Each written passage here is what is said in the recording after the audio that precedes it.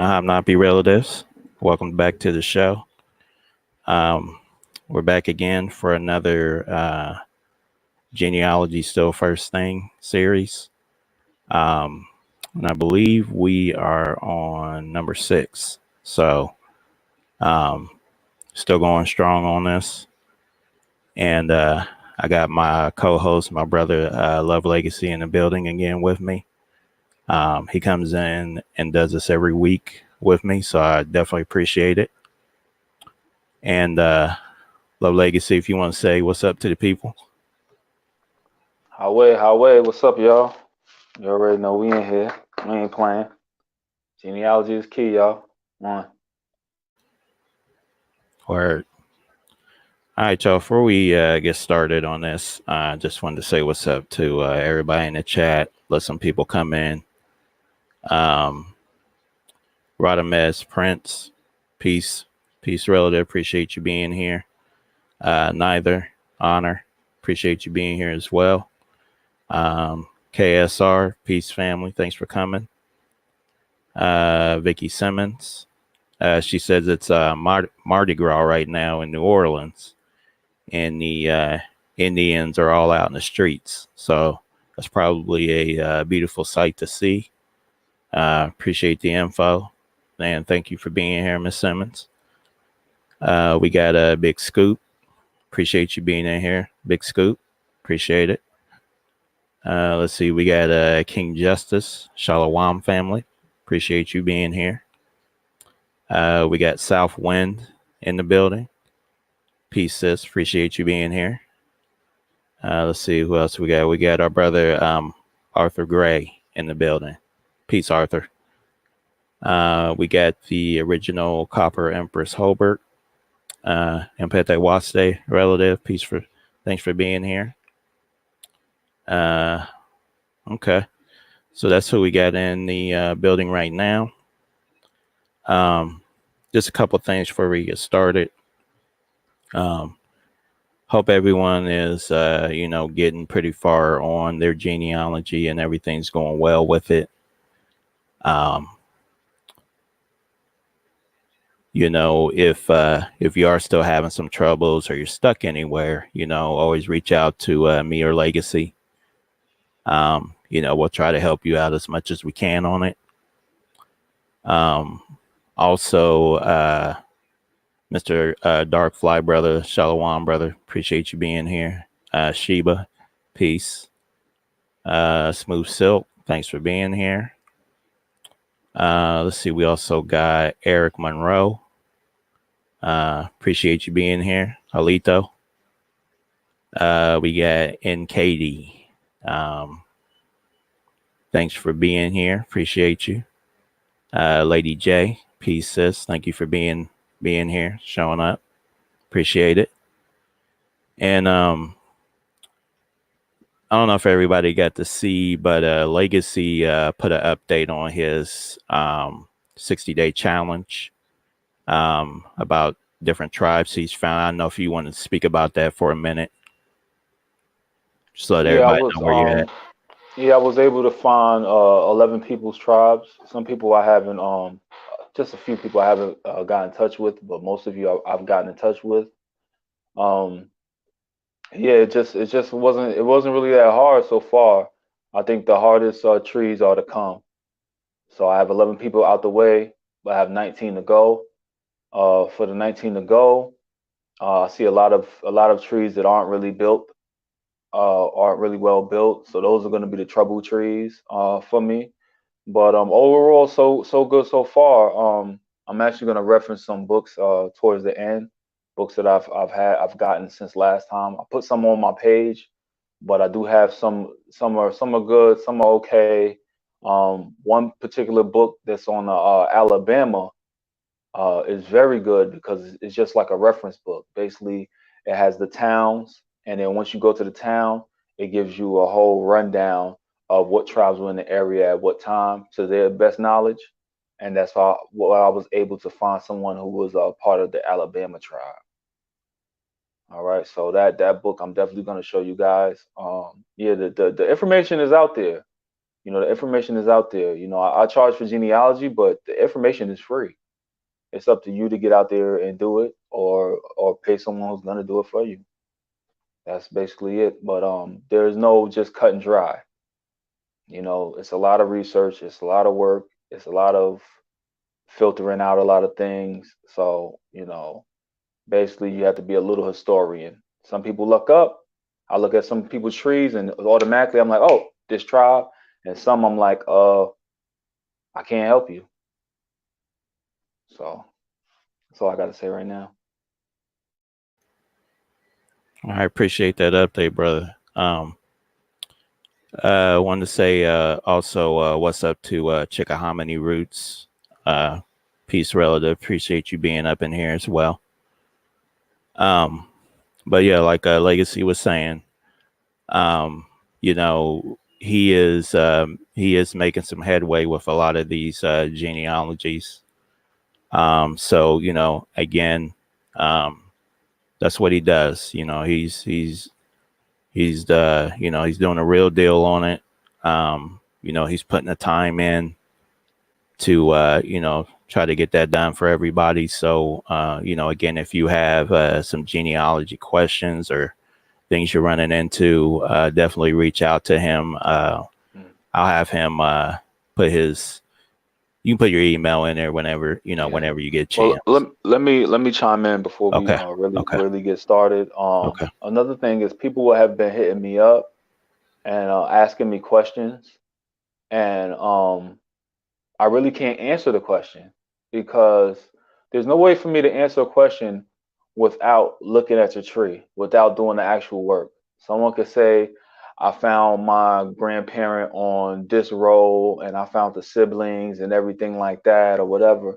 But I can't give you an answer on anything until I actually see it myself, right? So it's not even just looking at your ancestors that you have on a roll and seeing that you have them on your tree. Is actually start from the beginning of your tree, working my way up and making sure that that's your ancestor. You know what I'm saying? The actual person is your ancestor, and then tying them to whatever role that you say that you found them on. So a lot of people have been hitting me up. I'm not gonna say a lot, but a few people have been hitting me up and they want these answers for me to give them answers, but I can't give you an honest answer. The only way I can give you an answer is if I actually take a look at your tree. So, you know, and that's going to be work. So, of course, I'm going to have to get compensated for that. So, you know, so that's an issue that I've been running into. People want me to give them an answer, and it's just not that easy. And usually, I would do it for nothing. I'll go look at your tree, give you a consultation based on what you have. I will give you a consultation, whatever. But being that I have so many people that I still have to work on, I can't take the time to go and look at someone else's tree. I just can't do it. So I think you know we always just got to remember that I'm human and I'm no wizard. And you know if I could, I'd just make everybody Zulu Cherokee like Oprah, but I can't. I can't do that to y'all. You know what I'm saying? So it's just Right. more. It's more than just give you an answer. I can't give you an honest answer until I analyze every single thing to give you the appropriate answer, or I'll be lying to you. Right. And, you know, just like he's saying, you know, where, you know, when you guys do send us emails or different things like that, we're not ignoring it. It's just, you know, it's, you know, other things are going on and, you know, we'll get to it eventually when we can. But wanted to say what's up to a few more people out in the chat. I see Miss Davita Carter, honor sis, appreciate you being here. Miss Tasha Shee, honor sis, appreciate you being here as well. Pony Locks, honor as well, sis, appreciate you being here as well. Thank you everybody for coming out to the show today. So I guess we'll go ahead and get into you know what we came here to do. So today I'm going to be covering the Freeman family history, the Lawson family history, the Copeland family history. Let's see. And then towards the end, I wanted to go over the TWOPENCE family history. And again, just to let everybody know, a lot of this info, you know, it's not my personal info, but it's comes from the Free African Americans .com website.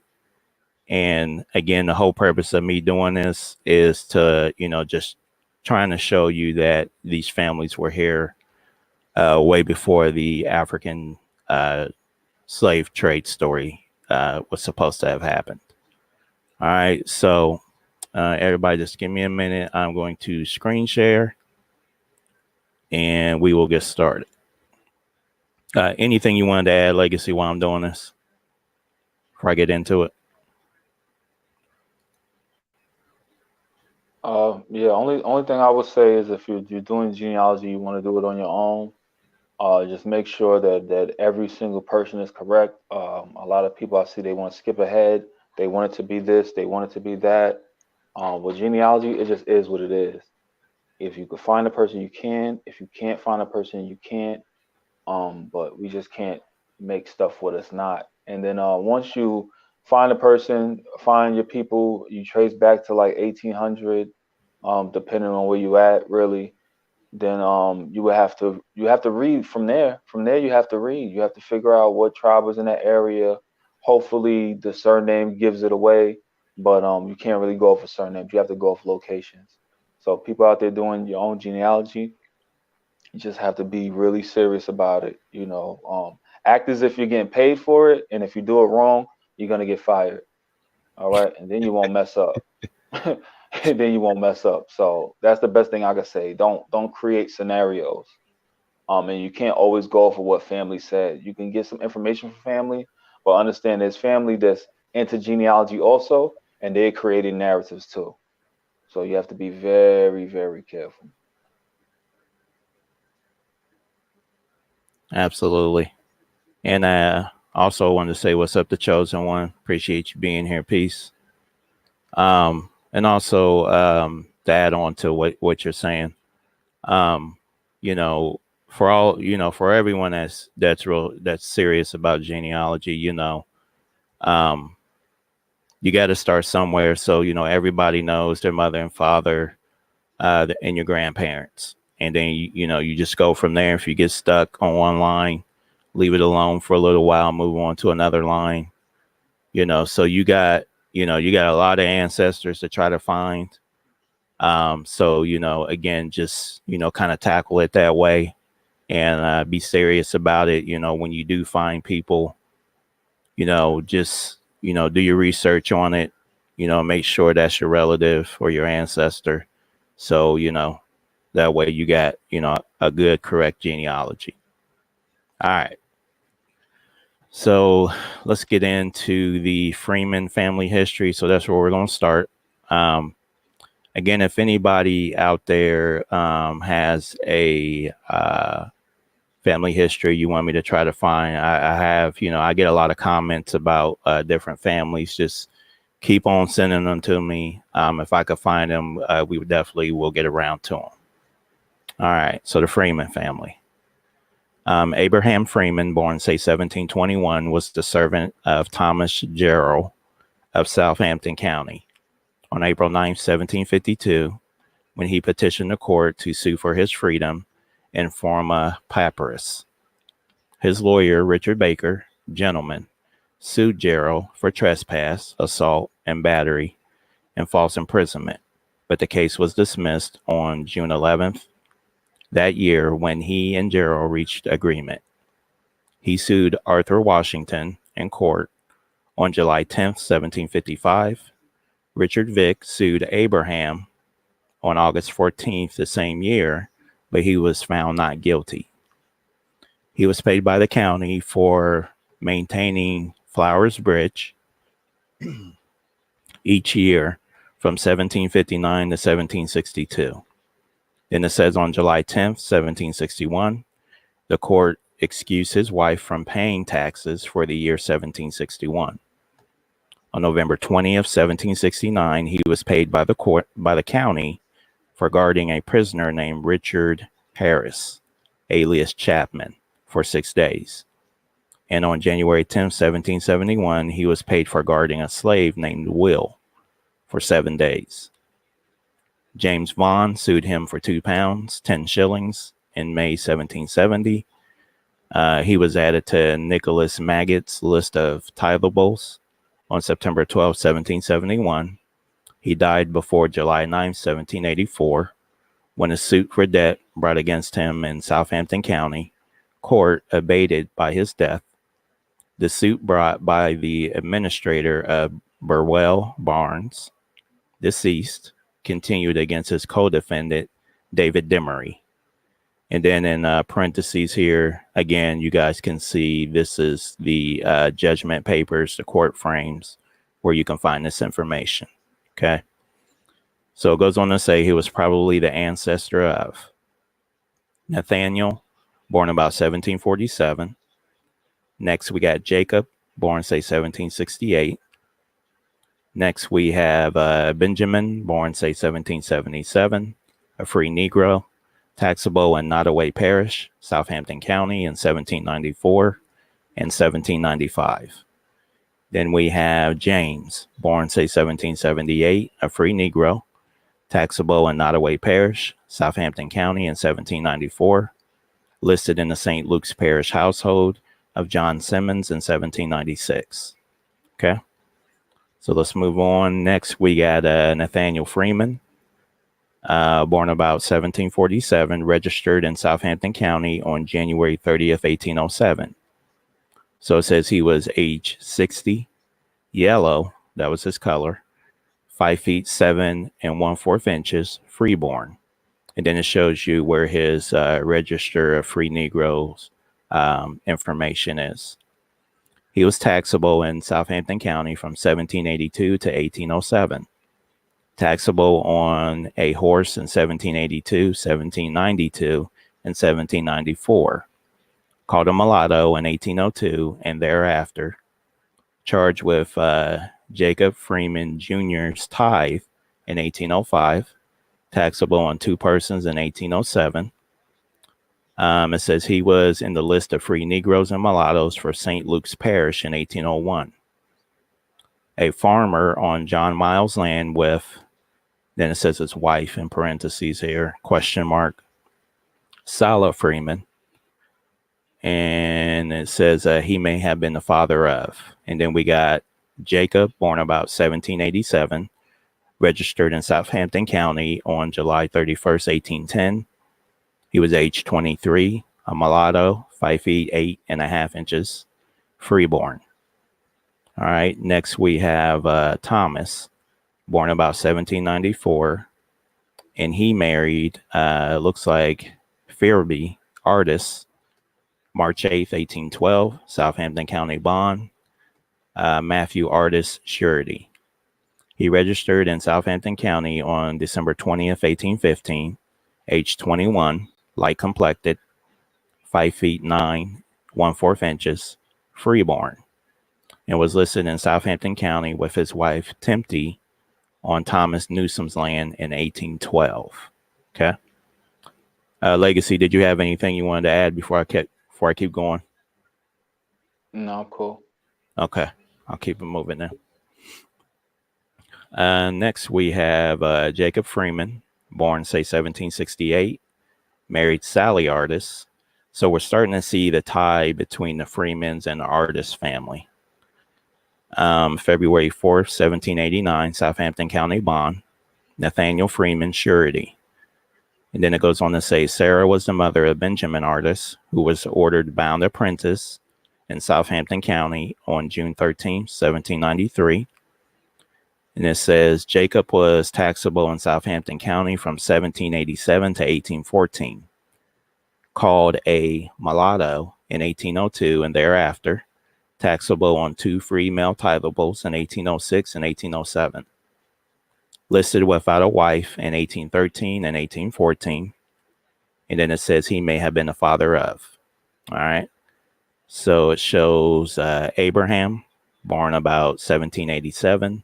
Registered in Southampton County on July 30th, 1810. Age 23, black, 5 feet 11 inches, born free.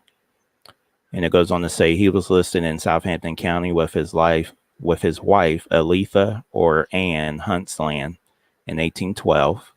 Listed with his wife Delilah on Mac Bryant's land in 1813 and 1814. Okay. Now we're going to get into other members of the Freeman family in Virginia. Okay. We got Margaret, born, say, 1740. We got Anne, born, say, 1744. We got Stephen, born, say, 1745. We got Richard, born, say, 1746, taxable in Gloucester County in 1770 and 1784, listed as a mulatto in 1803. Okay. Next, we got James, born, say, 1748. We have a Thomas, born, say, 1750. Next, we got John, born, say, 1760, enlisted in the 15th Virginia Regiment in December 1776 for 3 years. Served as a waiter to Captain Samuel Hawke and died as a prisoner of war on Hadrill's Point, according to a certificate from Captain Hawke on June 8, 1787. His heirs, Squire Osborne, a free person of color, Molly Holt, Roddy Arnold, and Betty Sampson, applied for his bounty land. Okay. Next, we have Robert, born, say, 1763, taxable in Gloucester County from 1784 to 1811, called a mulatto after 1800. He was head of a Gloucester County household of 3 other free and a white woman in 1810. All right, let's keep it moving.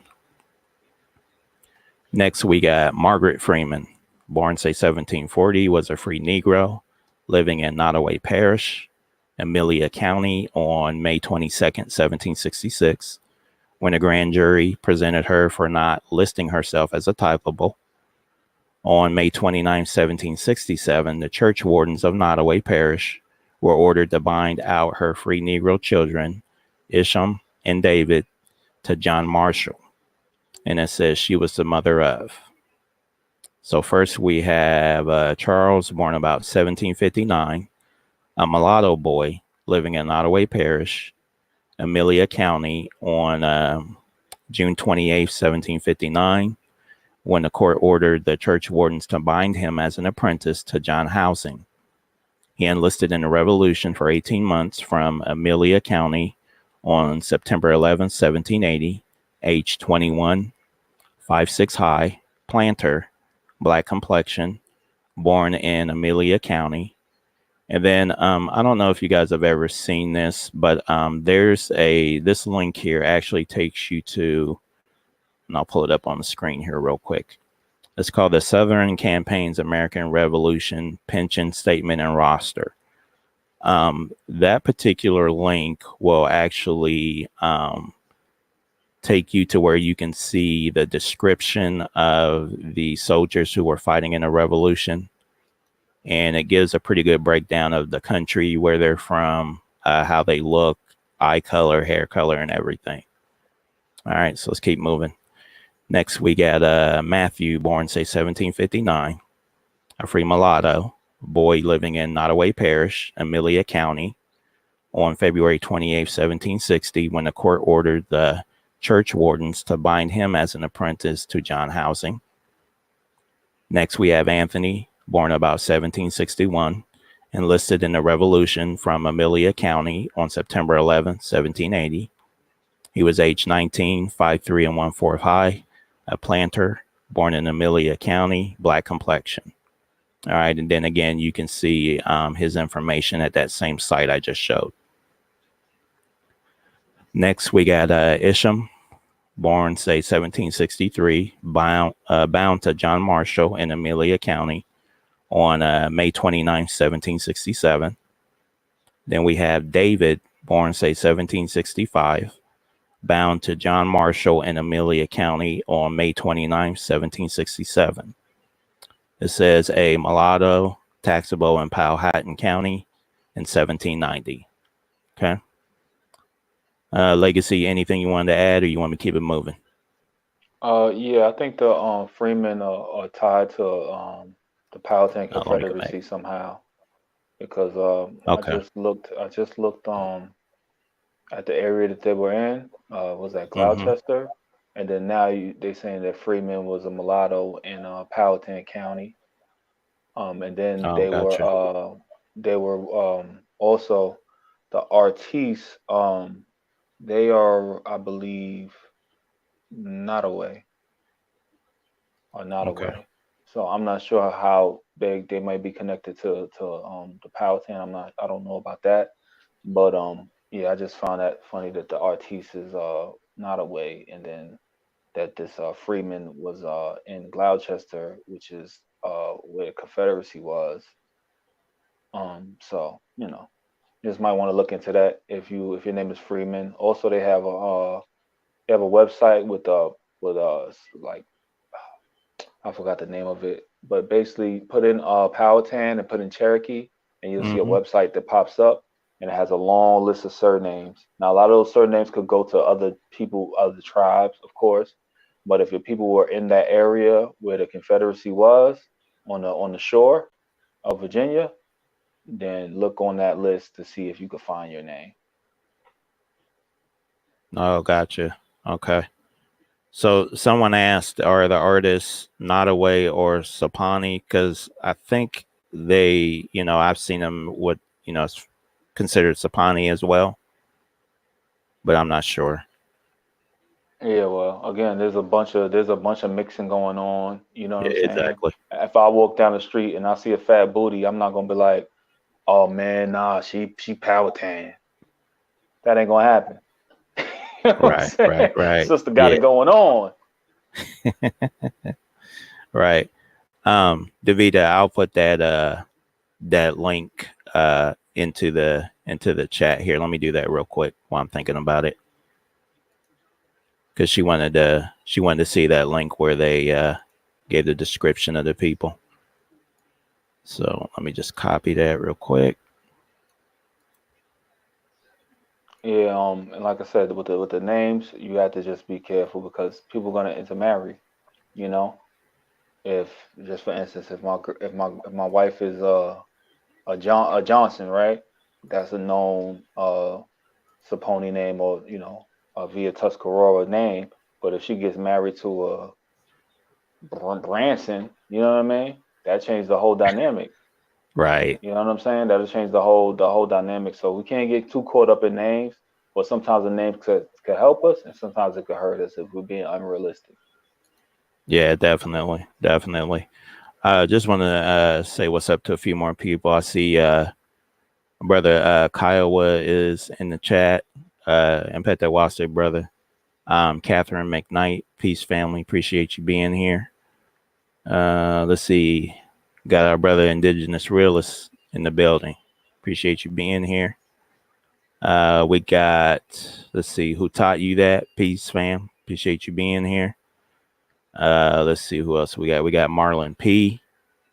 Peace, fam. Thanks for being here. We got Raina Leona.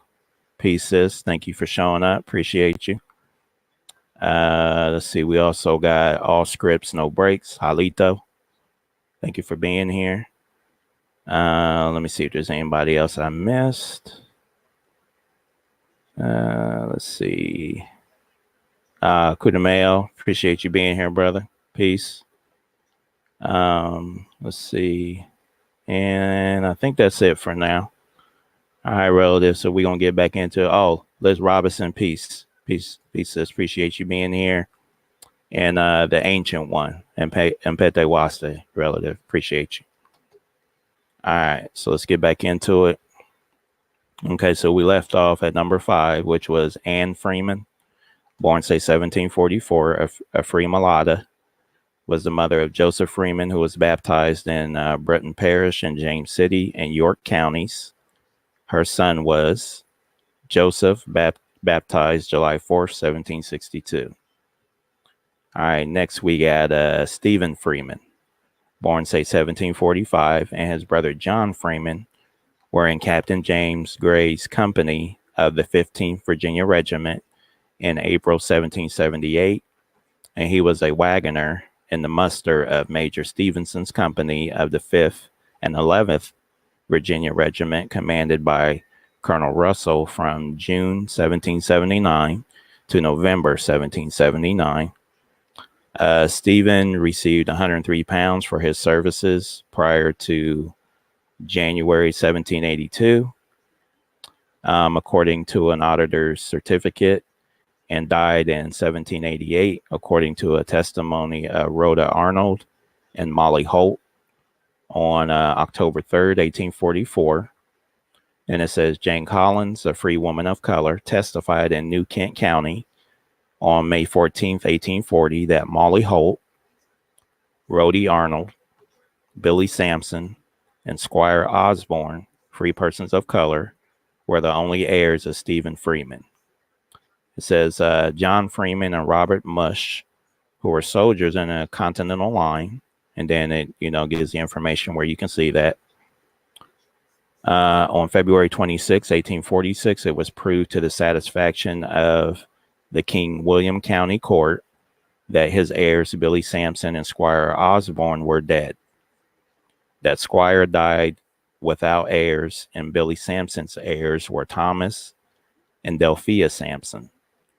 And then on March 10th, 1846, Rhoda Arnold, Molly Holt, Thomas Sampson, and Delphia Sampson were heirs at law of Stephen Freeman in King William County when they gave power of attorney to receive bounty land for his service.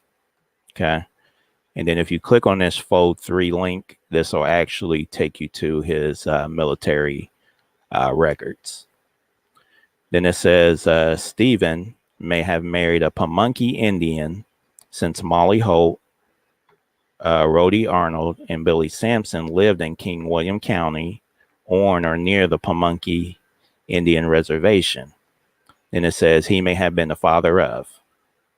So we got Polly Holt, born about 1770, about 68 years old on April 10th, 1838, when she testified for the pension application of Jane Collins, widow of John Collins, that she was well acquainted with them since she was a small girl.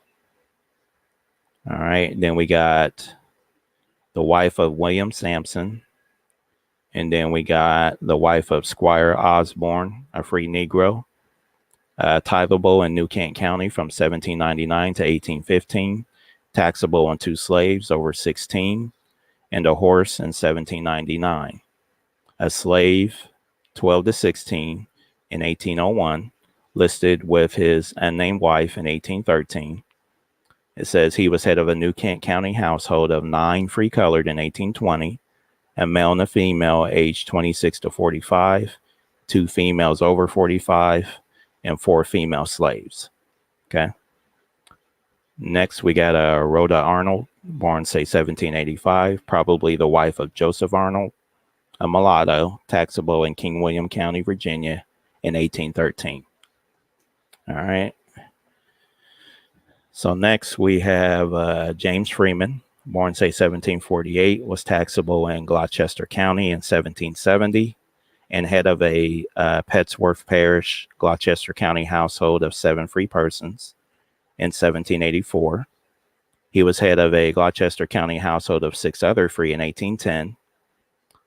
Counted with his unnamed wife and daughters, Betsy and Lucy, in a list of mulattoes and free Negroes in Gloucester County in 1813, and taxable on 34 acres in Gloucester County from 1787 to 1813, called a mulatto from 1805 to 1813, listed with the notion mulatto deceased in 1814.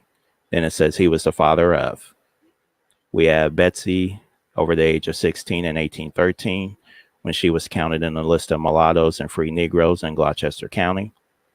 We got Lucy over the age of 16 in 1813. Jasper, born, say, 1774, taxable in Gloucester County from 1796 to 1800. Taxable on 7.5 acres in Gloucester County from 1795 to 1814. And another plot of 6 acres in 1813 and 1814. His widow Rachel held a life estate on this land from 1815 to 1819.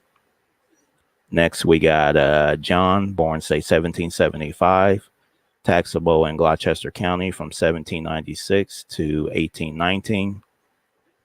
Head of a Gloucester County household of 3 other free and a white woman in 1810. He was a bricklayer, taxable on 30 acres in Gloucester County from 1806 to 1819. Called a mulatto from 1814 to 1819. In 1820, his widow Frances Freeman was taxable on the land with the notion transferred to her by John Freeman, deceased, mulatto. See his will records in Gloucester Court Office. All right. Next, we have Thomas Freeman, born, say, 1750, was a taxable in Gloucester County in 1769 and 1770, called Thomas Freeman Jr. He was head of a Abingdon Parish, Gloucester County household of 4 free persons, 1784, and taxable on 25 acres in Gloucester County from 1791 to 1805. From 1806 to 1812, the land was taxable with the notion deceased mulatto. In 1813, Thomas and William Freeman were taxable on 12.5 acres of this land, and Mary Freeman was taxable on the other 12.5 acres. Mary was called the widow of Thomas Freeman when she was counted in Gloucester County list of mulattoes and free Negroes in 1813. Then it says he was apparently the father of.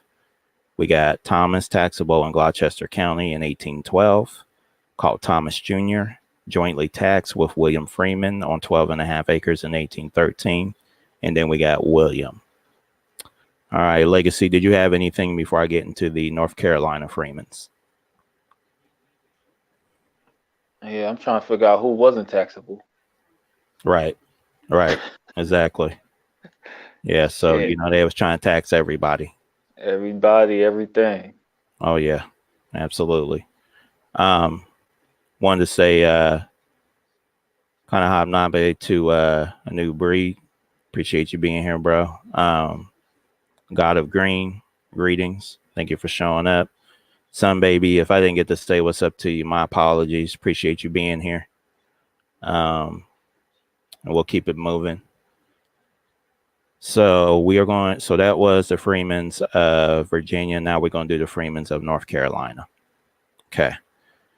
So it says Abraham Freeman, born, say, 1730, was a free Negro, taxable in Bladen County with his wife, Sue, and daughter Rachel in 1763. Called Abraham, Sue, Rachel, free Negroes. He was a Negro man, taxable in Bladen County from 1768 to 1779. Called Abraham Freeman from 1768 to 1770, and called Free Abe in 1771. Taxable on 3 males, 1 female in 1774. Taxable on 3 males in 1775. And taxable on 300 acres, 5 horses, and 15 head of cattle in 1779.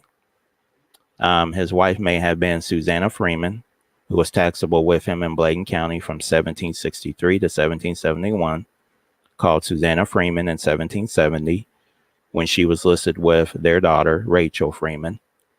He and Abigail Chavis were named as executors of the May 21st, 1793 Bladen County will of James Moore.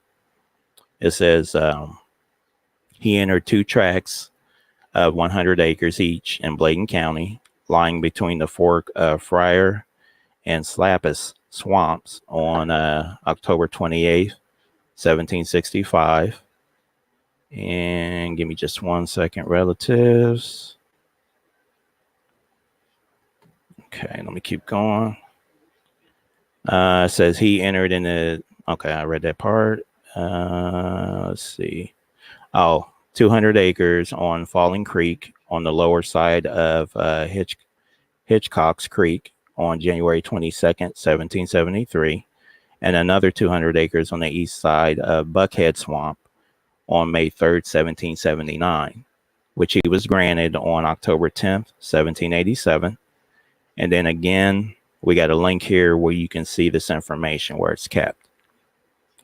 It says he sold 600 acres in Bladen County on Platte Swamp on July 20th, 1799.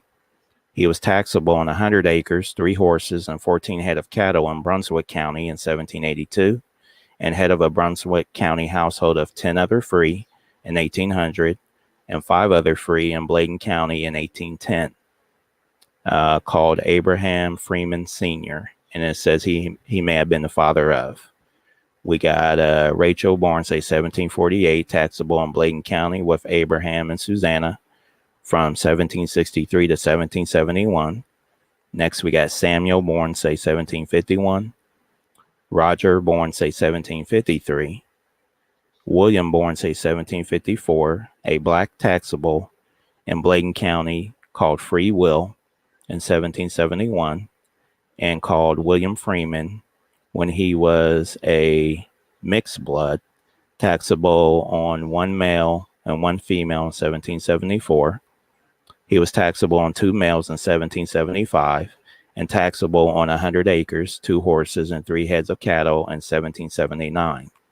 He enlisted as a substitute from Bladen County in Lieutenant Wilkinson's company of the 10th North Carolina Regiment of Colonel Abraham Shepard on February 19th, 1782. And then I guess this is an ancestry link where you can see his muster roll. He was taxable in Bladen County on 100 acres and 1 black pole in Captain Dupree's district in 1784, and head of a New Hanover County household of 2 other free in 1790. All right. Next, we have Samuel Freeman, born, say, 1751, was a Negro man, taxable in Bladen County in 1768 and 1770, taxable in a household of Isaac Hayes in 1771 and 1772, listed with the mixed blood taxables in 1 list for 1774, and called a free Negro, taxable in John Smith's list for 1774. When he was taxable on 1 male and 1 female, and taxable on a horse in 1779, says he was taxable on 10 pounds property valuation in Brunswick County in 1784. He was head of an Onslow County household of 8 other free in 1790, 14 in Brunswick County in 1800, and 9 in Bladen County in 1810. He entered 100 acres in Bladen County on November 28th, 1810. Again, another link here where you can look at this information. It says there is no record of his children, but they may have been. We got James, head of a Brunswick County household of 5 other free in 1800. And as J. Freeman, head of a Brunswick County household of 4 in 1810. Next, we have, says B, head of a Brunswick County household of 2 other free in 1810. Then we have Isaac, born before 1776, entered 100 acres in Brunswick County on Bear Pen Branch on January 17, 1799, and was head of a Columbus County household of 8 free colored in 1820. All right. Next, we got Roger Freeman, born, say, 1753, was a Negro man, taxable in Bladen County in 1768 and 1770. Taxable on 50 acres, a horse, and 3 head of cattle in 1779, and taxable on 150 acres and 1 black pole in Captain Dupree's district of Bladen County in 1784. He was head of a Bladen County household of 2 blacks from 12 to 50 years old, and 6 blacks over 50 or under 12 years old in 1786. Okay. Says he enlisted as a substitute from Bladen County in Lieutenant Wilkinson's company of the 10th North Carolina Regiment of Colonel Abraham Shepard on February 19, 1782. Again, another link where you can see his military service. He entered 50 acres in Bladen County on the west side of Friar Swamp on May 3rd, 1779, and was granted this land and another 50 acres on Friar Swamp on November 7, 1784. He was head of an Onslow County household of 7 other free in 1790 and 8 in 1800. Says his widow may have been Elizabeth Freeman, who was head of a Brunswick County household of 7 other free in 1810. He may have been the father of. So we got Abraham Jr., head of a Bladen County household of 5 of the free in 1810. Now, it goes on to say that there's members of the Freeman family in Rowan County, North Carolina. So let's read who they are. We got Isaac, born, say, 1740. And then we have Ruth, born, say, 1762, mother of a mulatto child who was taken from Samuel Cooper by the Rowan County Court on February 5th, 1784, and returned to his mother because he was born free and not subject to be dealt with as a poor orphan. Okay. It's interesting information there. So we got Isaac Freeman, born, say, 1740, married Agnes Faggot, January 19th, 1762, Rowan County bond. He was called a free Negro on August 9th, 1786, when administration on his Rowan County estate was granted to his widow, Agnes Freeman, on 100 pounds bond. His children, Leonard, John, and William, petitioned for division of his land on Swans Creek. And let's see, it says wills and probate records, 1665 and 1998. Freeman Isaac, 1800, says also cited by Mosher Merrill Hill, John Freeman of Norfolk County, VA. And it says his children were John, William, Leonard, Mary Lovebirth,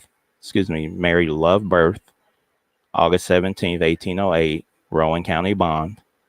And then we got Mary. Okay. So that was the Freeman family history. Legacy, did you have anything you wanted to go in on that you heard? Man, faggot is a hell of a name. Yeah, yeah. We was just on something that said Pamunkey. What was that? Let me see. That was the right there, up there. You just went away was from it the top? Yeah, it's right there. Up again, right there. Right there. Stephen may it was have saying, married a Pamunkey Indian since Molly Holt. yeah, so I guess these people lived in King William County near the Pamunkey Indian Reservation. Oh yeah, so. near, yeah. Just happened to be near there. Mm-hmm. Yeah, but yeah, that name, oh man. You see how they switch the meanings of things though? Like oh yeah. You know, you black, you mixed, you got one lady named Faggot. I mean, come on. Another thing I want to say too is I don't think all of these colonels, these people that were in charge of these regiments, I don't think they all were so-called white, even though some of them may have appeared that way. Yeah, I don't think they were either, and it never really gets into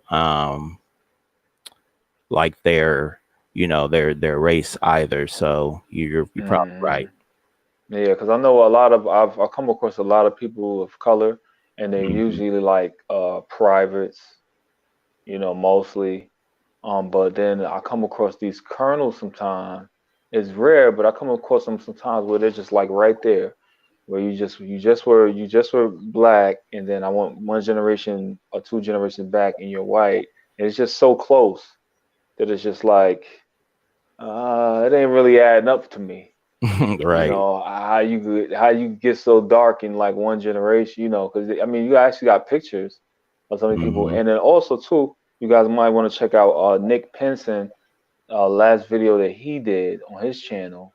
And I think it's Nicholas Penson. And the last video that he did about how the white wasn't really white like we think. Right. I think he just did a video on that, and he has some more information too that you guys might want to check out on his channel. But yeah, that's one thing to look at. Is where these colonels, what color, where did they come from? Exactly. Another thing too, when you do genealogy, you just can't go by what people put. Cause see, people see white, and they automatically attach England and all these places to these ancestors. But you got to do the homework. You got to really go and look at these census records and make sure that it is what it is, because they just attach anything. I seen Indians with a picture of slave chains attached to them. I see people switching the actual I forgot, I can't think of the name right now, but the card on like ancestry, when you first go to like a census or something, before you get to the actual document, they'll Right. have the card there the face card, and they'll put Mhm. African, they'll put whatever they want to. Right. You know what I'm saying? So you have to Yeah. actually go look at the document. You have to actually investigate, or you'll be lost, man. I had people that's a lot of people that have been born white, and then all of a sudden they took some melanin pills and they were black Right. 30 years later. Oh yeah. So Yeah. They were changing up the race from census to census. yeah, because you see, And even that document that you put, sorry to cut you off, even that document that you put up there said that the mhm, guy was black, then it said he was mixed. And right. this was way back then. This is before they Right. even had black This is classification. 1700s, bro. Yeah. They didn't even have black classifications back then. Nope.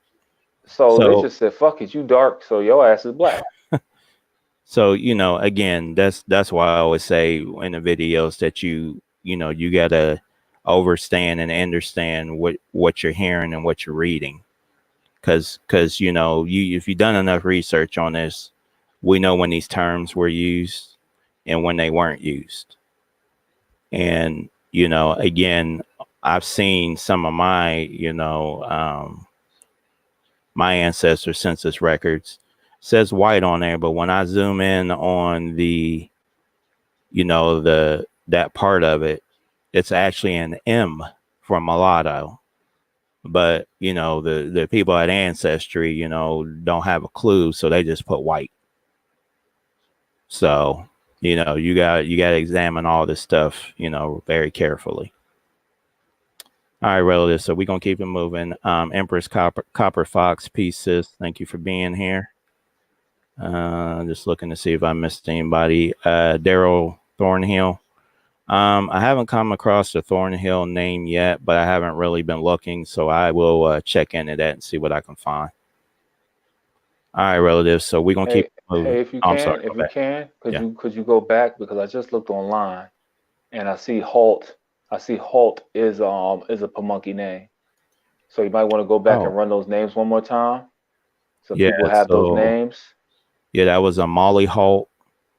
Mhm. We had Rhodey Arnold or Rhoda Mhm. Arnold, and we got the Sampson. So I know just from doing the Sampson and Squire Osborne, I know just Mhm. from doing some previous family history videos, these names are associated with the Pamunkey. Okay. Yeah, 'cause I just Googled it. I put in So Halt and Pamunkey and it popped right up. yeah, check Sampson, Collins, Arnold, and Osborne. It's probably going to pull them up too. Mhm. So if Also, everybody can see this, Stewart is Pamunkey too, guys. yep, You know yep. that. So if you guys can see this, these are some of the surnames too that tie to the Pamunkey. All right. And let's see. So let's go on to the Lawson family. So we got the Lawson family. Margaret Lawson, born say 1668, was a servant of John Jones on April 17, 1689, when she won a suit for her freedom in Northumberland County Court. Anne Farmer testified on Margaret's behalf that her husband, William Farmer, had imported Margaret into the country and sold her to Thomas Hobson for 4 years. She was one of the headrights for which Thomas Hobson was granted land in January 1701-02. On July 16, 1701, she was called a convented servant, my bad, to Miss Sarah Howson when she confessed in Northumberland County Court, that she had a child by a Negro called Daniel Webb. The court ordered the church wardens to dispose of her according to law at the expiration of her service. And it says she was probably the mother of. We got Martha, a mulatto girl living in Essex County, on August 7, 1689, when a court ordered the sheriff to take her into custody and deliver her to Walter Anderson, to whom she was bound by indenture. Next, we got Robert, born, say, 1701. And then it says Robert Lawson. And then as you guys see, they try to spell his name different. Born, say, 1701, was the mulatto father of John Lawson, who was born in St. Stephen's Parish, Northumberland County, Virginia, on December 10th, 1722. He was the father of, and it's John, born December 10th, 1722. All right, then it says they may have been the ancestors of the following members of the Lawson family. So we have Charles, born, say, 1770. We got Polly, head of a Spotsylvania County, Virginia household of 3 other free in 1810. We got George, head of a Stafford County, Virginia household of 7 other free and 2 slaves in 1810. Next, we have Thomas, mulatto, taxable in St. Paul's Parish, Hanover County, Virginia, from 1793 to 1801. Next, we have Charles, free Negro, taxable in St. Paul's Parish, Hanover County, from 1805 to 1815, taxable on 2 slaves from 1809 to 1812. Next, we have Robert, free Negro, taxable in St. Paul's Parish, Hanover County, in 1812. All right. Next, we have Charles Lawson, born, say, 1770, was head of a Cecil County, Maryland household of 6 other free in 1800 and 10 other free in Loudoun County, Virginia, in 1810. He and his wife, Henny, received certificates of freedom in Loudoun County for themselves and their children. They were Caleb, Nero, Ann, Jesse, Job, Charles, Zachariah, Francis, and William in 1803. Then it says they were the parents of. We got Caleb, born, say, February 11th, 1791. We got Nero, born June 11th, 1792. We have Anne, born January 15th, 1794. We have Jesse, born May 28th, 1796. We have Job, born January 11th, 1798. We have Charles, born April 12th, 1799. We have Zachariah, born September 9th, 1800. We got Francis, born December 9th, 1801. And we got William, born February 3rd, 1803.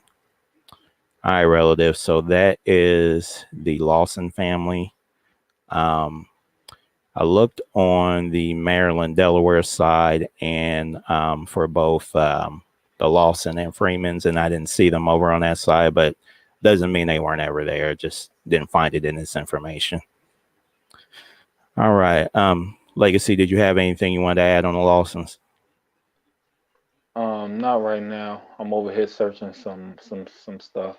Okay. Just to see what's going on. 'Cause I see some of them are in Hanover. Gotcha. I know that's Cape Fear area. Okay. So I was wondering where they connected. Okay. I'll keep it moving then. All right, relatives. So our next family history that we're going to do is the Copeland family. So members of the Copeland family in Virginia were, we got Michael, head of a New Kent County household of 6 other free and a slave in 1810. We got Richard, head of a Henrico County household of 8 other free in 1810. We have Exum, born about 1790, registered in Norfolk County on October 21st, 1811. 5 feet 6.5 inches, 21 years of age, dark complexion, born free. We got David, born 1770 to 1799, a free Negro, taxable at Allen's Mill in Nansemond County in 1815. We got Allen, excuse me, born 1770 to 1799, a free Negro, taxable at N. Milner's in Nansemond County in 1815. We got George, born 1770 to 1799, a free Negro, taxable at McClinney's in Nansemond County in 1815. All right, so next we're going to go to members of the family in North Carolina. So we got Isaac married in Wake County on December 31st, 1787, and was head of a Wake County household of 4 other free in 1790, and 3 free colored in 1830. He purchased 200 acres in Wake County on the east side of a road adjoining Clifton and John Lewis on November 26, 1793, sold this land on March 22nd, 1799, and purchased 100 acres in Wake County on the waters of Middle Creek and both sides of Buffalo Swamp on November 26, 1799. He also purchased 33 acres on Carey's Creek in Wake County from William Stewart on February 17th, 1807, and sold 104 acres in Wake County on the Orange County line for $300, and on February 13th, 1818. He mortgaged 60 acres of his household goods for $60 on March 8th, 1821. He was probably the father of Thomas Copeland, born about 1790, who was head of a Wake County household of 6 free colored in 1840, and a mulatto household in 1860, which included his mother, Nancy Harris Copeland, a mulatto aged 90. Then we got Thomas married Elizabeth Evans, October 2nd, 1837, Wake County bond. Next, we have Cato, born about 1758, head of a Craven County household of 1 other free in 1790, and 2 in Halifax County in 1810. While a resident of Halifax County, he applied for and was granted a pension for 3 years service in the 2nd North Carolina Regiment. According to the pension application, he married Nancy Mitchell, December 11th, 1778, Halifax County bond. December 16th, 1778, marriage. Cato died in 1827, and his wife, Nancy Copeland, applied for a survivor's pension on November 21st, 1842. Next, we got Benjamin, born before 1776, head of a Hertford County household of 3 free colored men in 1820. Benjamin, James, and Donnell Copeland were among sundry persons of color of Hertford County who petitioned the General Assembly in 1822 to repeal the act which declared slaves to be competent witnesses against free African Americans. Interesting. Interesting. All right, relatives. So that was the Copeland family, Virginia and North Carolina. And Legacy, I'm going to let you go in. You got some Yeah, I stuff you know. wanted I to. know. Oh, the stuff that I had to drop. Just give me 1 second. Oh, no, I was going to say, you said you were looking up something. Oh yeah. Yeah, I saw that the Lawson is connected to us. Um, Yep. One, I see that this explorer John Lawson was all over in Siouan territory. Yeah. So that's one thing. But I think they are connected to us because of those other tribes, the Cape Fear, the Wakan, and all these different smaller Siouan tribes that basically got absorbed by us and some Tuscaroras. So that's Mm. what I know so far about them. I know I've come across Lawson before. I just can't remember at the moment. Now the Copeland, I know there's some Copelands that are with us, but I know also they're connected to other tribes. I think believe Tasha, she was talking about that too. Some Copelands out of Virginia. So like I said, you can't just go by the names alone. You got to do the research. A lot of people that I come across, it just seems they don't use Google. You could Google your ancestor, you could Google a surname, you could Google a tribe. I mean, again, there's information out there. It's an information age. So if we're not getting that information, we're just not looking for it. We're not opening our minds. So yeah, you gotta have an open mind when you do this stuff. Um, I just find it funny that they could keep records of who was taxable and all this other stuff, right? But it's hardly, census records are just very scarce, very Right. hard to find your people at a certain time. But when it comes to this, to paying taxes in court, anything that has to do with money, they're right there. So It's just a testament of what happened at that time. You Right. know, it was okay as long as we could use you in some shape, form, and if we can't Hmm. use you, then we'll use you. And I think also too, a lot of these so-called, I see a lot of these white people, so-called white people, having babies by Negroes. I think that a lot of that is some of that is people that were supposed to be white as a status too. I don't think we should look at it as just they're quote unquote Caucasian. That we have to have an open mind with that also, because let's just say I could look like this and be listed as white, which we know shit like that was happening, right? Right. Um, and then I go and have a baby with a so-called Negro. That will be a way for them to get to me, to get to my child, to enslave us. So, Right. you know, it's Exactly. just all a game. It's all a game. So we just can't look at stuff concrete all the time. We have to be very flexible in our thinking when doing Right. this genealogy and when reading these things. Oh yeah. Um, just I just want to answer a few things in the chat. So I'm just to say this at one time, Nicole World, if you can elaborate about you keep writing lie and lies in the chat. So I'm just going to address it this one time.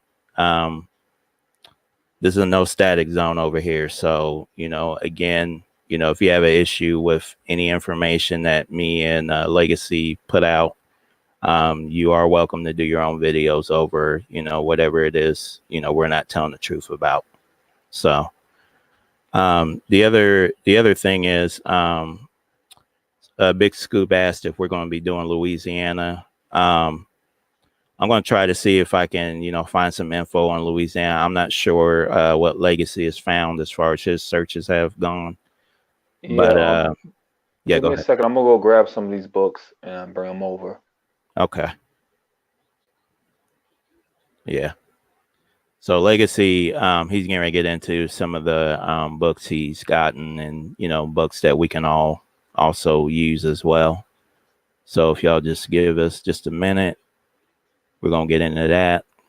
Um, Again, like I was saying before, if anyone in the chat, would like for us to go over, any kind of family history, we can do that. Again, like I said, some of these families, like I said, I didn't find them on the Maryland or Delaware side, but again, that doesn't mean they weren't there. Just, they don't have it in this information that I'm reading from. Also, if anyone has or hasn't checked out Fold 3 and some of the other sites, you should definitely do that because you can find a lot of good info there too. Yeah, Fold 3, Genie, Geni. Mm-hmm. Then Geneanet, which is spelled kind of like genealogy, Geneanet, Geneanet. Right. My Heritage, you'll find stuff on there. I found some ancestors I couldn't find on Ancestry. I took people trees and I actually put it into my Heritage account and just left it there for 4 days and came back and I was able to find some things and continue on a tree. So trees that I've been stuck on for months. So yeah, but I was lucky because everybody that got in on the 60-day challenge, I took the money and spent it on things that we needed as a group. So that kind of worked out. But the Louisiana, one book that you could get is the Historic Indian. Could you enlarge me Yeah, let me so I can show the stop book? sharing and I'll get you on All here. right, appreciate it. There you go. Okay. So the historic Indian tribes of Louisiana from 1542 to the present: Fred B. Niffen, Hiram F. Gregory, and George A. Stokes. Okay, right. Historic Indian tribes of Louisiana. All right, 1542 to present. I haven't jumped into this.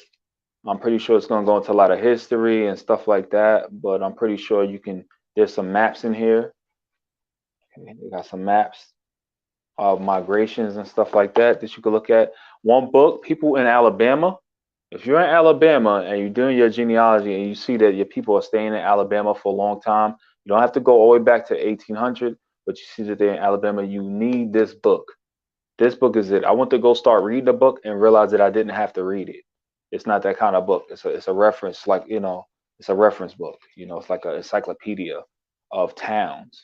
So historic Indian towns in Alabama, 1540 to 1838. Amos J. Wright Jr. Right. So I'll just give you an example real quick. This is a must buy if you're in Alabama. You got people in Alabama. Okay, this town is unknown. They don't know where it is, but here we go. Cabusta, Cabusta. Charles Hudson located this DeSoto town at the Moundville site on the Black Warrior in Tuscaloosa County. Owen tentatively located the town on the west bank of the Tombigbee in southern Pickens County. Okay, so now that one doesn't say actual tribe or anything like that, but some of them do give you ideas on where these towns may be, because you're gonna find ancestors in towns that no longer exist, things like that. One person I actually found their tribe. I'm trying to go to it right now. I actually found a tribe by going to this county. Their tribe was in Autauga. The people in Autauga, and that's the Alabama tribe. This town first appears on the narrative record of Major Caleb Swanson's list of Creek towns in 1790. In 1796, Benjamin Hawkins wrote that Autauga, a small village 4 miles below Powhatan, spread out for 2 miles on the right or west bank of Alabama River. This located the town at or near the mouth of Autauga Creek in Autauga County. Hawkins commented that the inhabitants were part of the Alabama or Alabama. All right, so that's the Alabama tribe location, and they're part of the Creek Confederacy. So that's how I was able to locate the family. I took it back to the early to like 1800, and I said, okay, this was who was in this town at the time. Um, he's reading off the Opie. You've been reading off the Free African Americans. They actually have the book form that you can get. They're a little expensive, but they do have them. They are $50 a piece. I have the North Carolina, Virginia, and South Carolina. Both volumes I have. All right. Thanks to Les Bradley with his donation. And I have one on the way with Maryland and Delaware. Then you have the Blackfoot Confederacy, 1880 to 1920, a comparative study of Canadian and U.S. Indian policy by Hannah Samek. Okay, I just got this. I didn't get into it. I don't think I'm gonna get into it for a while. But while I have the funds, I said, let me go ahead and buy it and build up my library. Okay, the Indian tribes of Upper Mississippi Valley in the region of the Great Lakes, Emma Helen Blair. Okay, the Indian tribes of Upper Mississippi Valley in the region of the Great Lakes. Okay, it's the book here. Very thick. All right, and then of course, this is going to be one of my treasures right here. The Catawba Indians, the People of the River by Douglas Summers Brown. Okay, got a little plastic on there or whatever. It was actually in the library, and I paid what, 80 something dollars for this book. 80 something dollars to get this book. Got some mapping in there and different stuff, and it goes into a whole lot of stuff. Allies against the French, the implacable enemy. What is this? The turbulent times. Different chapters in the book that are really good. I have more books. Of course, you can go to my channel, Love Legacy 500, and check out those other books. But yeah, back to what I was saying. To Alabama, if you're people in Alabama, you need this book. You absolutely need that book. Another thing I just ordered. I'm gonna let you know when I get the book, but it's some with actual maps, and there's a few copies left that you guys may need to get. But I'm gonna wait till I get the books in a few days, and I'm gonna show you on my channel. And also when I come back on here, I'll show those books also. But they have actual maps with actual time, and they're showing where different tribes are at. I think it's like 150 maps. So yeah, might want to get into that. But yeah, so that's it as far as my books. But anyone that wants to reach me for genealogy, you can reach me at lovelegacy400 at Gmail. I'm at the end of the 60-day challenge. I have a month and some change left, but I have like 19 more people to do, so I won't be able to really do anyone's genealogy at the time till I finish with the genealogy that I'm doing. But if you want to hold your place, you can reach me. I'm charging $500 flat, so that's for me to try to build your tree, to try to find your tribe, or even show you how to navigate and things like that. Um, yeah, I just can't do 30 people again. So I'm like, okay, well, it is what it is. If I continue to do genealogy for $100, I'll have 100 people, and there's no way that I'll be able to do that. So right now I'm struggling to do 30, but I had to do it. I had to see if I could do it, and I had to give the people a price that I know that they could afford. Fortunately, some people could afford more, and they gave it free heartedly, and I do appreciate that. I will be getting at some of you people. Just give me a chance to get to you. All right, and I do appreciate Opie. I appreciate Corey Mayo for shouting me out. Tasha She. I believe even Phoenix. A few people shouted me out. If I miss any of y'all, I apologize. But a lot of y'all been shouting me out and put my name out there. People have gotten in contact with me. Unfortunately, they didn't go and check my channel first. So I had to chop some people in half. come with come with a lot of that nonsense. But I'm just grateful that I'm able to do this and able to do the genealogy, and I've been blessed to do it. And yeah, like I said, it may be costly to do it, but I'm getting it done. If you get to me, I'm gonna do your genealogy. I just can't do as many people. I can't do 30 people, 10 people a month. So I have to break it down. The only way to break that down is to raise the price. Because if I make it to where everybody can afford it, then everybody can afford it. I'm gonna have 100 people messaging me, and it's just gonna be too much. But yeah, back to you, Opie. Hey, Legacy, can you are you able to put your email in the chat? Because you got some people that's going to reach out to you about the books. So, Oh yeah, I have to leave out of here, right? Because I don't. if Yeah, you I can't. can, I I can can't do it. put anything. Yeah, I Okay, can't put anything in here from I'll where do it. I'm at. Yeah, we'll have to leave out to do that. But yeah, so yeah, again, I'm charging 500 flat, so it doesn't matter how long it takes or whatever. And that's how I've been even with the price that I was doing before, 100, 300 or whatever. I would still help people out, no charge. A lot of people, I just looked at your tree and told you your tribe right off the bat. So I've always been doing it like that. It's just now that I can't. People have been reaching out to me like, hey, I need you to look at my tree real quick or whatever, and I just got too much to do. I can't do it. So if I do it, it will be unfair for me to take time to look at your tree when I have 20 other people who already paid. So, some people don't understand that, but I understand. And again, I can't give you an answer on your tree if you just ask me a question. I have to actually go look at your tree. I have to make sure all your ancestors are right before I even give you an answer about some question that you have about your fifth great grandmother. I have to make sure that that is your fifth great grandmother before I can give you an answer, because if I don't do it that way, I'll be lying to you, if that makes sense. Yes, sir. All right, everybody. So I got one last gem that I saved this for last. So the other family that we were going to do is the TWOPENCE family. So let me get the screen share back up one last time.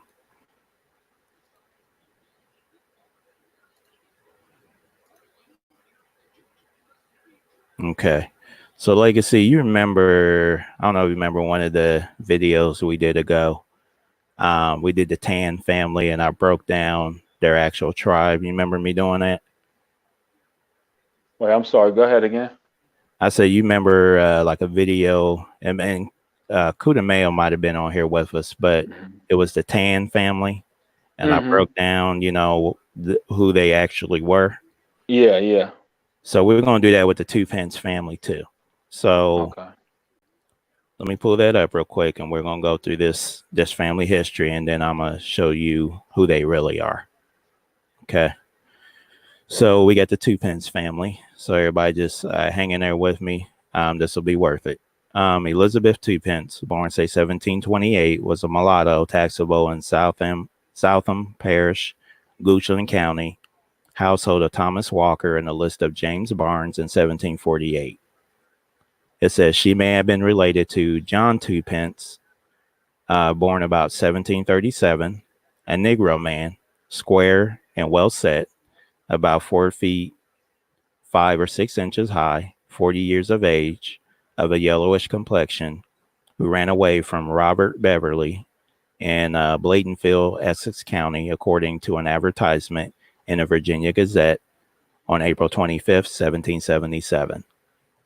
And it goes on to say, and she may have been the Elizabeth TWOPENCE who was sued by the church wardens in Brunswick County, Virginia, in a case which was dismissed on August 27th, 1765. It says each party paying costs, says no race indicated, she may have been the ancestor of. So first we got James, born say 1743, Mary, born about 1752. Next we have Penelope, born about 1761, a 72-year-old spinster listed in the household of Susan TWOPENCE, a 42-year-old hunter and spinster in St. David's Parish, King William County, in a list of free Negroes and mulattoes in 1833. Let's see. Okay, and then it just shows where you can see that collection. Then we got Ralph, born, say, 1772, taxable in the lower district of Henrico County from 1789 to 1794. Then we got Usley, born about 1772. Then we got David, born, say, 1774, taxable in the lower district of Henrico County in 1790 and 1791. Head of a Richmond City household of 4 other free, and a slave in 1810. A free Negro, taxable in Richmond City in 1814. Okay. Then we got William, born before 1776, head of a Summer County, Tennessee household of 10 free colored in 1820. He may have been the father of David TWOPENCE, who was head of a Summer County household of 6 free colored and a free person of color. And it says James TWOPENCE. Now you can start to see the different spelling of the name here. So we're going from this spelling, TWOPENCE, to this spelling, TWOPENCE. Okay. Who petitioned the state of Tennessee in 1839 to be allowed to remain in the state. He stated that he had been bound as an apprentice by his father to a man in Granville County, North Carolina, and returned to Summer County in 1837 to aid his aging father, who had resided there upwards of 30 years. Okay. Next, we got Nancy, head of a Middlesex County household of 4 other free in 1810. We got S, head of a King and Queen County household of 4 other free in 1810. We got Randall, born about 1787, a free Negro, taxable in the lower district of King and Queen County from 1806 to 1807. A mulatto, taxable in King William County from 1812 to 1851. A 46-year-old shoemaker listed in St. John's Parish, King William County, in a list of free Negroes and mulattoes in 1833. And mulattoes in the county of King William for the year 1833, African American Digital Collection. Okay. And then we got David, born about 1788, a mulatto taxable in King William County from 1813 to 1851, and a 45-year-old shoemaker listed in St. John's Parish, King William County, in a list of free Negroes and free mulattoes in 1833. And again, he was a black laborer counted in the 1850 census for King William County. We got, we got Dandridge. So the point I'm making here is I don't want to read through all of this because it's pretty long. But as you can see here, we got a few different spellings of this name, TWOPENCE. So we got it with, TWO pence. We have TEPPANCE pence, TWOPENCE. and we got the TUPPEENCE, two pence. Okay. So we got all these different spellings of this name. So whenever I see names like that in these family histories, what I do is I immediately search and say, okay, well, what is the history behind this name? So where did this come from? So after doing some digging on the two pence family, let me show you guys what I found. So I'm going to read this here, a couple of different sections here. It says the Mattaponi make a treaty. A 1652 law authorized county justice to make peace arrangements with their Indian neighbors. In 1657, Twopence, the king of the Mattaponi, and his great men, Amenhotep, Menancom, Arapoki, and Pepongis, who were then living at the head of the Pataskaway Creek in Old Rappahannock County, made a treaty with the county's justice. Today, Piscataway Creek lies within the bounds of Essex County. The headmen acknowledged that some of their people had trespassed or stolen livestock and agreed that if any of them did so in the future, they would be tried under English law. So this name here that you see on the screen is Twopence. Actually is the original name of this free African American family. So let me click to another section here to drive it home even further. Let's see here. Okay. So it says Pamunkeys and Mattaponis are only about 20 individuals, all that remained of those numerous tribes who once constituted the formidable Powhatan. Later documents posit that several families were associated with the early 19th century Mattaponi town, including the surname Key, Major, and Twopence. The later surname, a possible corruption of the Mattaponi name, Twopence, also appeared in the historical record as Two Pence. All right. So just wanted to show everyone that. Were you able to see that, Legacy? Yeah, I got it. I also see somebody asking about Halifax County. Mm-hmm. That's from my knowledge, that's Siouan territory. So a lot of Saponi over there. But yeah, I saw that.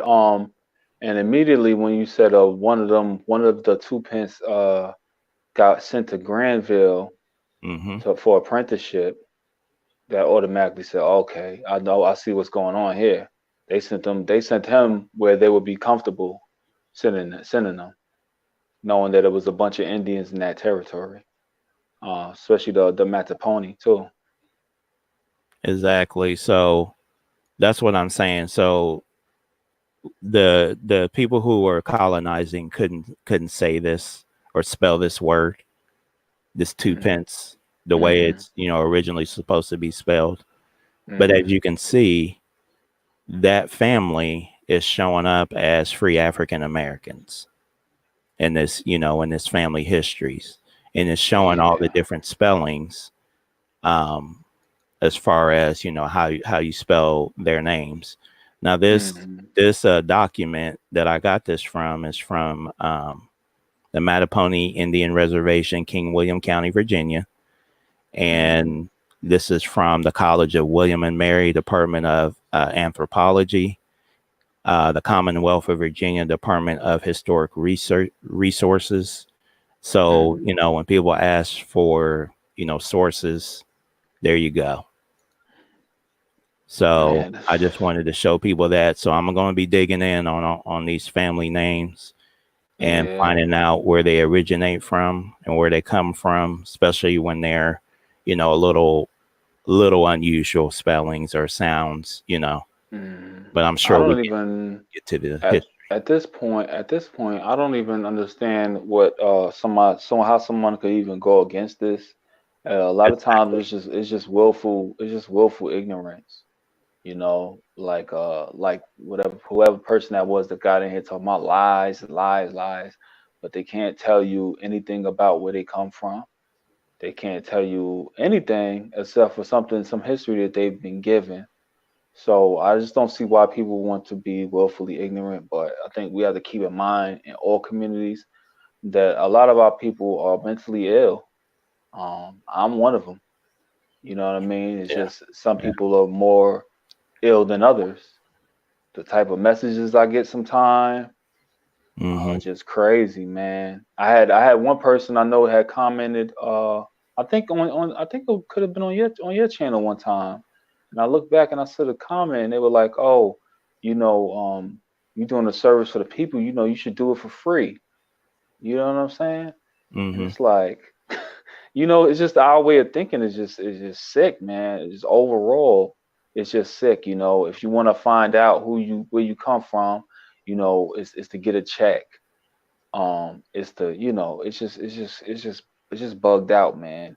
People hit me up with all kind of. All I do is genealogy. People hit me up talking about Moors, talking about Indian tax not being not Right. taxed, and all of this stuff, and land, and just everything except for the ancestors. Mm. So but on the other end, which I have to do too, is we gotta understand that that's what it is.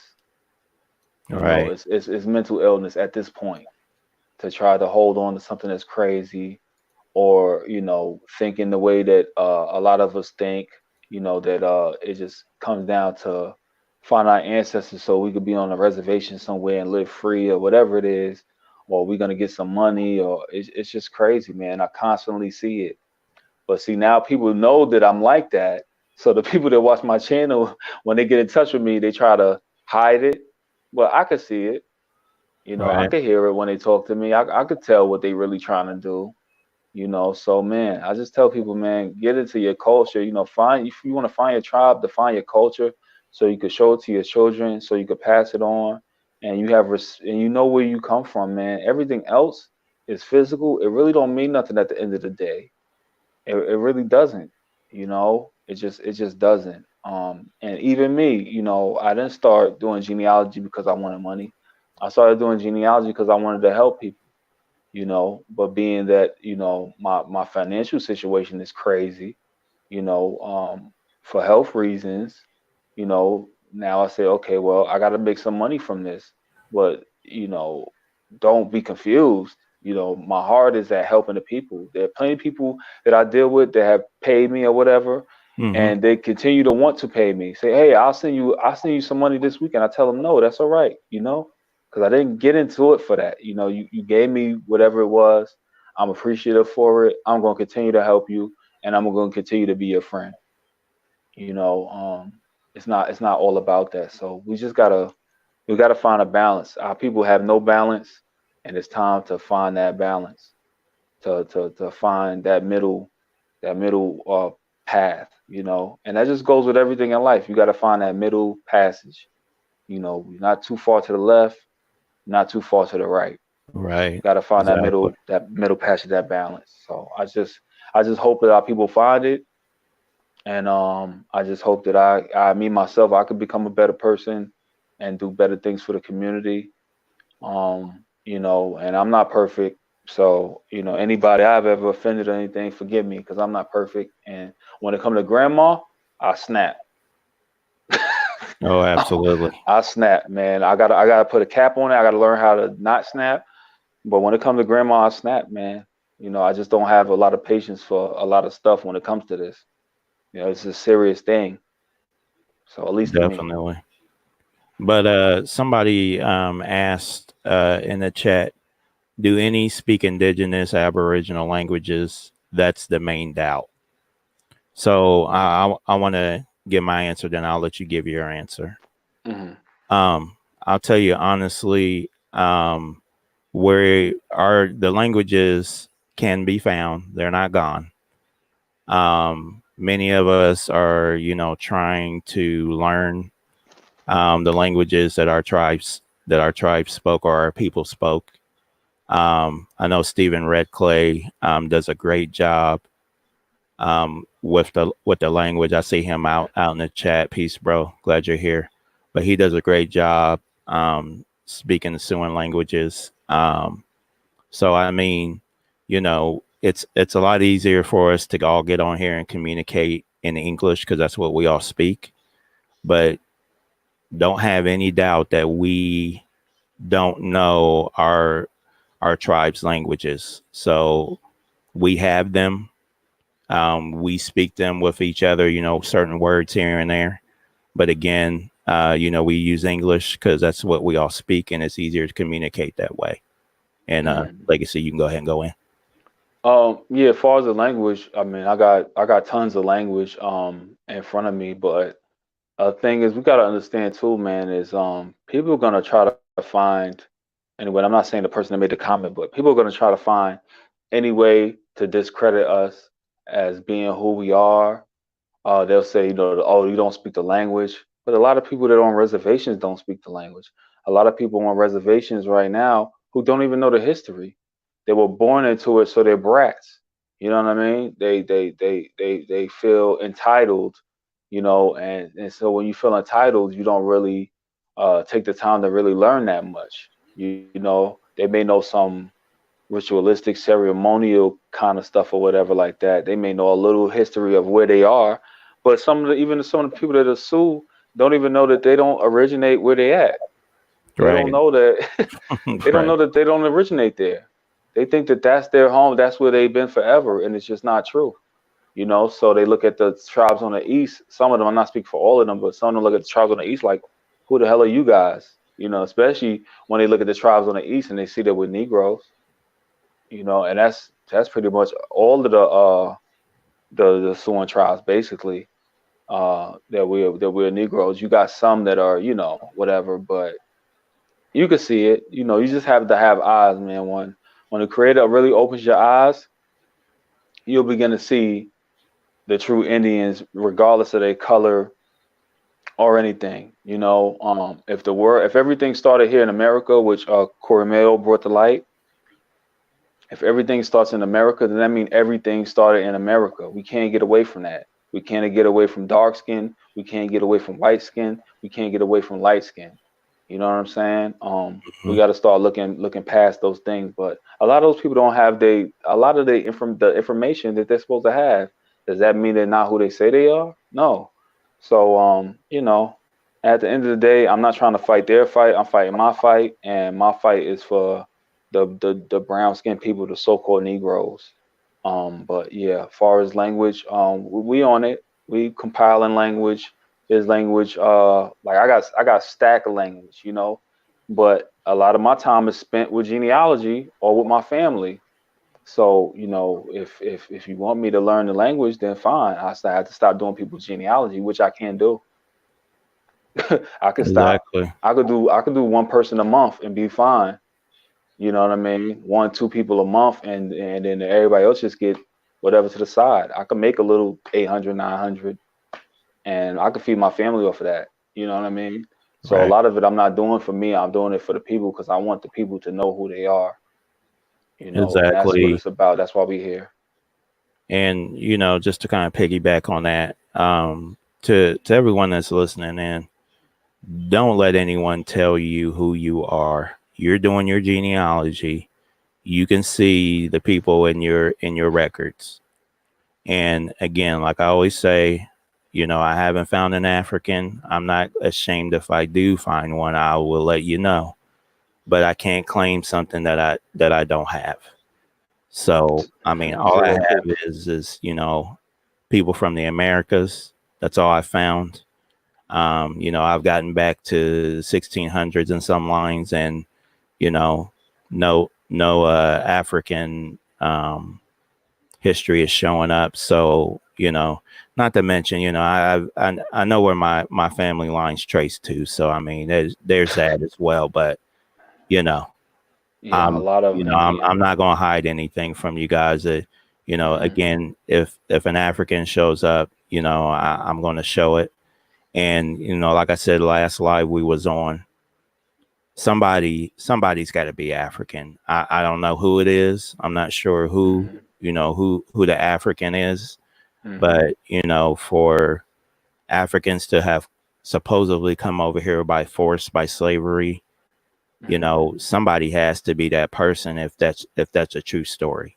So nobody that I've, none of these channels or the people that I've chatted with have shown it to me. And I know you said you've seen, we have seen some people that have like one African that shows up on, Yeah, but that's family far. That genealogy. I found two people.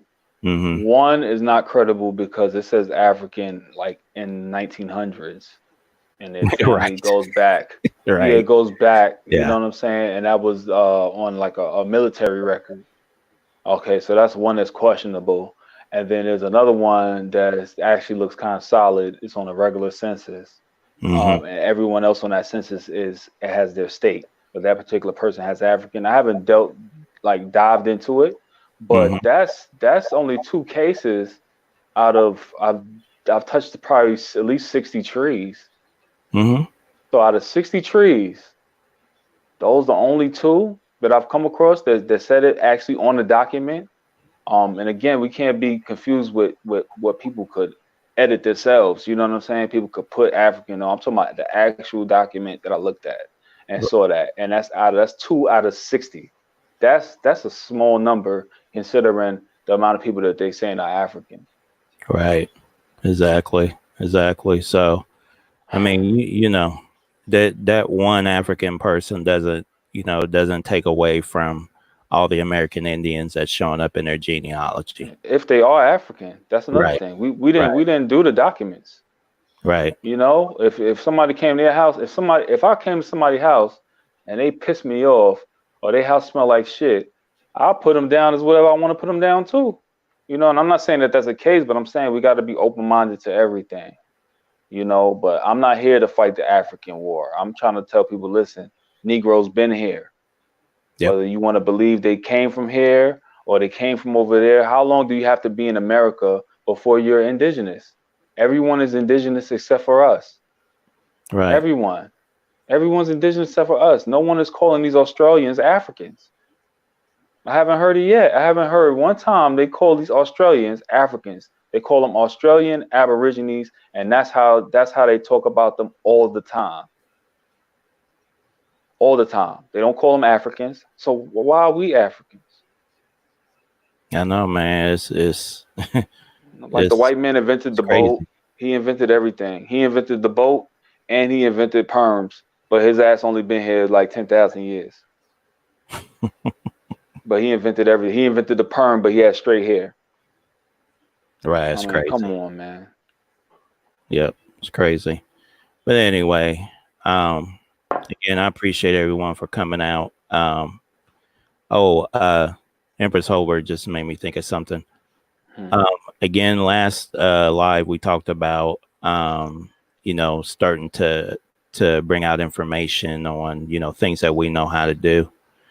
So again, anybody out there with any certain skills or trades that you can teach, if you can do a video or anything on that, we definitely need that how to information, so that we can start doing things on our own and being self-sufficient on our own. Even whatever it is too, it doesn't necessarily have to be how to build a teepee or how to whatever. It could be cooking. It could be cooking.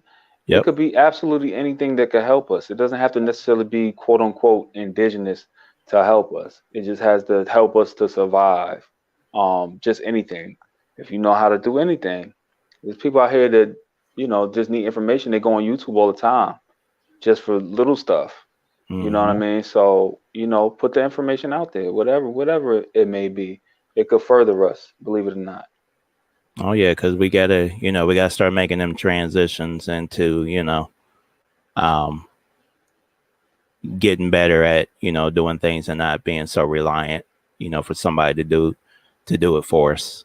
So that was my whole point behind that. But we're gonna go ahead and get ready to close out because we're almost going on 2 hours. Yay. So I'm gonna go ahead and let you say your final remarks, and then I'll go ahead and go in. Yeah, anybody want to reach me, lovelegacy400 at Gmail. Um, Again, I do charge for genealogy. I'm sorry guys, but you know, it just is what it is. It's a service that I'm providing. I can't promise to find anyone's tribe, but I definitely will try my best. It doesn't matter if it's today, this week, 2 weeks, 2 years, whatever it takes me to, you know, once you pay, I'm going to continue to try to find it for you. So you don't have to worry about that. Yeah, go check out my channel, Love Legacy 500. Um, yeah, continue to support Opie, this channel right here. Yeah, just continue to work hard and try to be indigenous, man. Another thing too, start having some representation. Get a little band, get something. Let people know, you know, who you are, where you go. The number one thing that killed the Indians is we stopped being Indian. We stopped looking like Indians. So we fell out of status like that also. Not looking like Indians. So I'm about to go shopping soon. I'm not gonna go shopping and go buy a bunch of Nike sneakers. You know what I'm saying? I'm gonna cop me some moccasins. Know what I mean? So people know who I am. I ain't saying you gotta be out here with a headdress. You ain't gotta be with a headdress in the Prius. You know what I'm saying? But you could start having little things, t-shirts, whatever it is, to let people know who you are and what you are. And if you haven't found your tribe yet, I would say, hey, holla at me, holla at Tasha She. I know she still does some genealogy. And but just know we're not gonna do it for free. Man. It's just not gonna happen. Now, also when I do finish this challenge, if people do hit me up once I finish with this, and you do want me to look at your tree, I'll do that. I won't charge you. I might be able to look at your tree and see exactly what tribe you're from, and I will tell you right on the spot. Okay, it's not all about that. I want you to know who you are. I'll be doing something else. I'll be, you know, I'll find something else to do. Yeah, I'm from Brooklyn. I know how to hustle, so I can find ways to make money. I'm doing it because you guys need it. You know what I'm saying? And yeah, and all the people talking about they can't afford and all of that. I know I'm gonna catch y'all at Bob's Furniture. All right, I'm gonna catch y'all at Bob's Furniture. It's gonna be on. I'm put you on blast. All right, love y'all. Man, you a trip. Hey, bro, I appreciate you coming in and doing this with me every week. Thank you, brother. Yeah, I mean, you know, like you said, this is something that you know needs to happen. But you know, we're gonna keep on doing, you know, the genealogy thing, you know, until we get almost everybody that you know that wants help with it, you know, till we get that completed. And again, thank you to everybody that comes out and watches us each week, because as y'all know, without y'all, you know, this isn't possible. But you know, we're gonna keep on pushing on with this.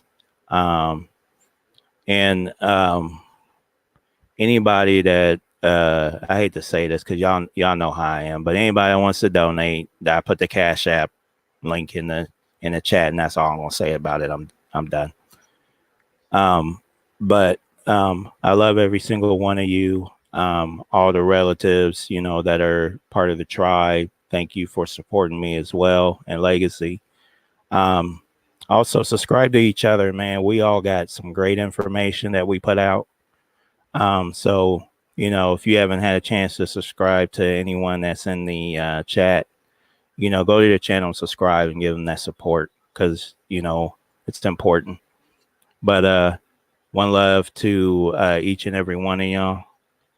And thank you, as always, for coming in here and spending, you know, your 2 hours with me. Appreciate it. But we're going to go ahead and get on up out of here. And relatives, take care. One love.